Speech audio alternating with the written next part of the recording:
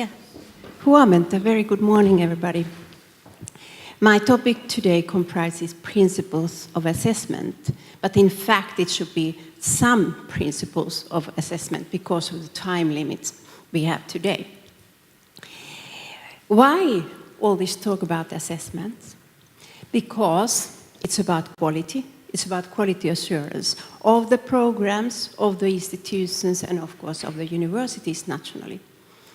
It's also important because it's about accountability to our society. The patient safety should be in focus when we talk about assessment. From the tiny little inhabitants after they have been burned until we don't have any other treatment than to hold somebody's hand. That's all that should be included and tested. What do we mean with assessments?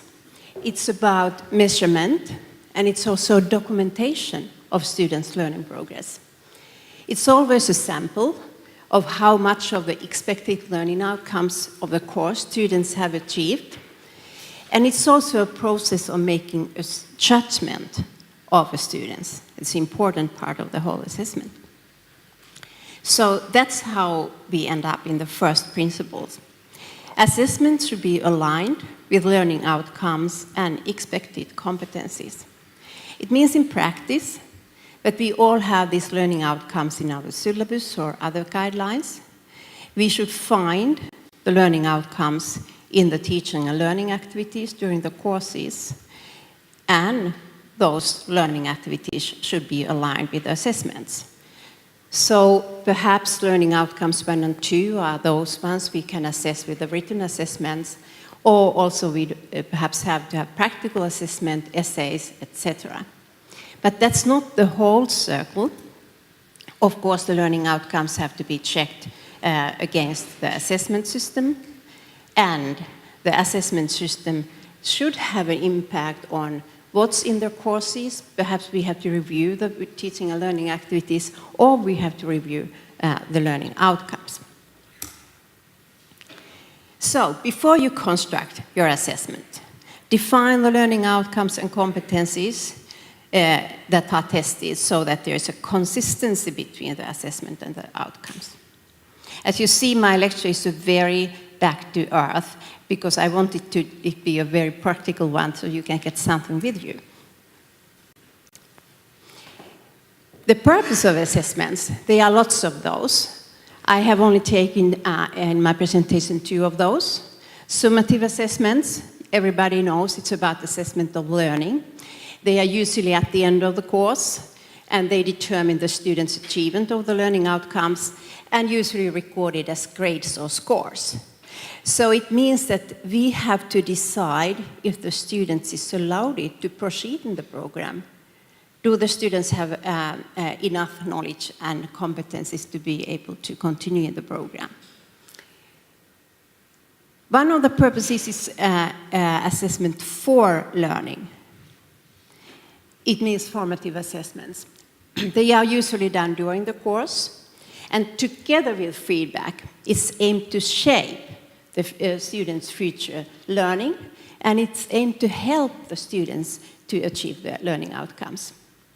They have to be made repeatedly, especially during if the students have shown some weaknesses in the area. So during the course, we help the students to take the next step and achieve the learning outcomes when they are tested summatively. And that's how we end to the second principle, which is that formative assessments need to be connected to the system of the summative assessment. They can't be nothing else. There has to be alignment. It also means in practice that at summative assessments, like at OSCEs, the students should not be exposed to situations that they have not trained before or given feedback for. Once again, you have heard this morning already, the learning of the clinical skills and reasoning is a very central part of the medical program. And as we know that feedback promotes development, it's necessary to build a system of formative assessments with feedback in the programs. We just can't do the summative OSCEs without students being able to train and give feedback. And that's how the assessments can help students to learn. Sometimes I think that even a system that's used at the airports or in the shops, the custom surveys, is better than no feedback at all. Just give the students some kind of hint of how they are doing. Then, how we are going to assess the students? It, of course, depends on the learning outcomes. It depends what is going to be tested, if it's knowledge, if it's skills or attitudes. I think most of you know this Miller's pyramid. It's about how we classify the learning outcomes. Knows how, shows and does. What we found out in the evaluation was that most universities had written summative examinations at the end of the course. And that's totally right. The knowledge base in medicine is huge. We have to have these written assessments. Specifically if we have learning outcomes about know or know-how. But if they write in the guidelines and the syllabus that students has to do something, take blood pressure, then we should have different kind of examination. It should be OSCE or simulation, if it is like in vitro real-life situation, or if the learning outcomes are even at higher level, we should consider workplace assessment of DOPS, direct observations. So the third principle is we need a variety of assessment types to assess the different kind of learning outcomes we have. So you can see the direct connection between learning outcomes and the different assessment systems. Number 4, we need criteria. The criteria for assessment should be detailed, and students should know those in beforehand. Students, supervisors in the clinics, teachers. So students need to understand clearly what is expected of them when they are assessed. A curriculum at all programs, and also in medical programs, they consist of a variety of courses. These houses here, they look quite the same, but they are all a little bit different. And that's how curriculum is constructed. That's what we found in several medical programs. There are lots of courses, up to 60 courses in some. If all the courses construct their own assessments, this is how it's going to look like. And this is what students see. They are all different kind of traffic signs. They are all different kind of rules in different courses. And it's really messy reality for the students. And it also leads to fragmentation of the curriculum. There has to be some teachers who put the dots together so that students can see road forward. So that's our principle number 5. We have to have an assessment system, and we have to create it simultaneously when we create the learning outcomes. Some kind of system that's based on evidence from the literature, and it's a standardized system. And I tried to create one for you.